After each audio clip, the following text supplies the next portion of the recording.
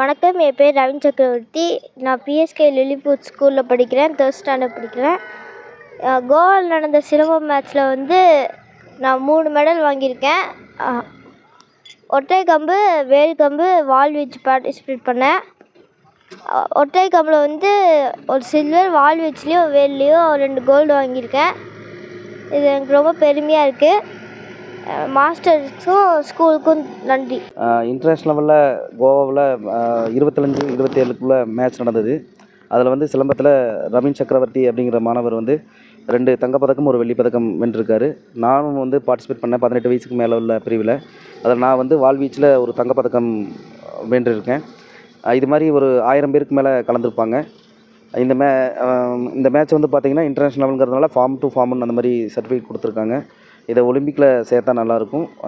இது மாதிரி அரசு பல மாணவர்களை ஊக்குவிச்சா இன்னும் நல்லாயிருக்கும்.